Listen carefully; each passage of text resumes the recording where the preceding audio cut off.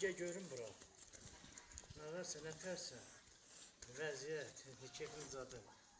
Əgər sən yuvana baxım görün nə var, yemək nə var, de görün. De görün nə var, de görün. Aç görün, aç görün. Qapını aç baxın. Aç görün nə var orada. Yuvaya gir. Aç görün nə var orada. Ay sağ ol. Çək görün nə var ha. Yine her şey var baba. Her şey var burada. He. Gel onu da görün bura.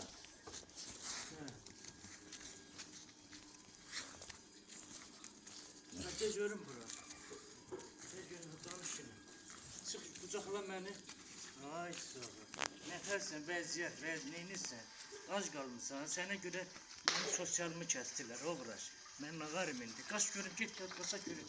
Gel görün bura. Gel görün bura.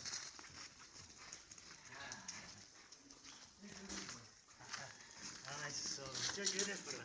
Çek. Dansa çek. He. Ot aşağı değil. Aşağı otur. Aşağı otur. Otur aşağı salın bir. Ay o birisini de ver. Ay sağ ol. Uzan yere görün uzan. Uzanmırsan da bakalım. Uzan yere. Uzan. Ay sağ ol. Uzan. Yeterdi vəziyyət. Neyinirsən? Anışmı? Keyfin zadı. Karnın toktu deyilsən. Dur evə qaç. Gel bura. Bura gel. Attan bura görüp ay sağ ol. Bir de gel attan. Bir de gel bura bin. Yok değişkin. Tez gel hiç kim yoktu. Gel bura gör. Su iç. Ha, bir de gel. Gel.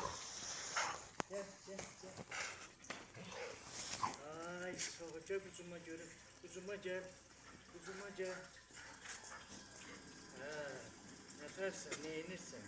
Oldu, sağ olun dostlar. Hələ bir gün yoruldu. Allah koysa gələn dəfə yaxşı kildə çıxır. İndi get dincəl. Hə get.